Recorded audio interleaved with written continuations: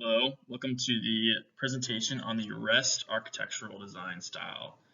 My name is Jordan Carlson. And I'm Josh Sparks. And please pay attention and enjoy our presentation. REST, or as it stands for Representational State Transfer, is an architecture which describes a relationship between a client and the server. It is an architecture often used for APIs, web services, and other such programs. So, what are the uses for a REST architectural design style? So the REST architectural design is often used for APIs and web services. Basically, whenever you're using a client that needs to talk to a separated server, then the REST architecture is used to define that relationship. For example, you can have a client which calls for information from, say, the Google Maps API or the Weather API. It contacts that server, and the server returns information. This is all part of the REST architecture. The main concepts of REST are client-server relationship, a layered system, the database being stateless, code on command, cacheable, and a uniform interface. What is a client-server relationship? So the relationship often described in REST as a client-server relationship is where a client will call for certain information, such as a username or password, and the server then provides said information. This is with emphasis on the idea that the client and server are two completely entities interacting with each other. Why is it important that a RESTful design pattern is stateless? It's important because the database, as mentioned before, should only contain data. This is called the resource state. The client should never interact directly with the database. Instead, the client has an application state which the user interacts with in order to take information from the database. What does it mean that the REST design is cacheable? It means that the information received by the client from the server can be cached for a short amount of time. This increases the efficiency for the client because multiple repetitive requests do not need to be made. Instead, you can make one request for the information, cache it for a limited amount of time, and then once the client is done using that information, it can be deleted and asked for again. What does it mean that the REST architectural design has a layered system?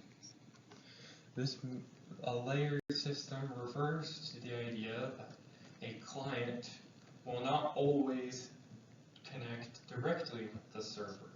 It must pass through different intermediaries before getting to the server level of the system. What is the uniform interface of the REST architectural design? The uniform interface refers to the idea that the client and server both have languages which allow them to talk to each other. For example, a client would use commands like get, set, delete, and others in order to receive information from the database as well as edit it.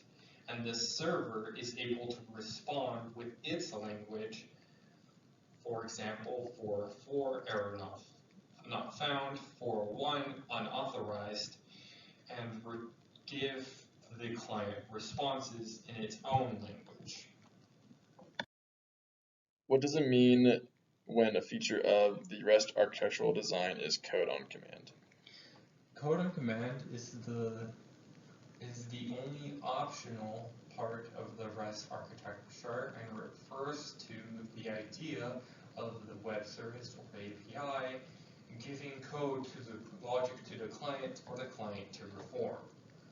In our earlier examples, the Google Maps API gives the client specific Google Maps logic for it to use in order to run the application. What are the pros of REST architecture? Some of the pros of the REST architectural design include a separation of duty. When you isolate the client and the server in both of their duties, you have modularized the design, which improves efficiency. Another pro is the level of security. As was discussed earlier, there can be levels of intermediaries, there can be levels of access or accounts that need to be authenticated between receiving access to an API, and thus protecting the data on the server, since it is not as easy to access as a client. And using a server, you can organize the data much more efficiently and not have to worry about unorganization in the client side. What are some of the problems with REST architecture? One of the inconveniences with REST architecture is when making a request to the server can sometimes involve very complex URIs dependent on very specific syntax for that server. Another issue is that in order to use these APIs, you need to have a connection to the internet to access the server, and then you have to wait for a response. So depending on your connectivity, you could have lots of delays. That all just makes it inconvenient in general due to the layers of security you have to move through, having to find connection, and other such inconveniences. Here are some of the examples of how to create a RESTful API and what's needed. First, you need to find the domain and the data. For example, an API involving Google Maps, the data would be involving geolocation and other data that's relative to that. Once you have your domain, you need to organize the data on your server into certain objects such as JSON objects and other such things. From there, you can create a URI to map the resource, basically how to create a request from the client to the server.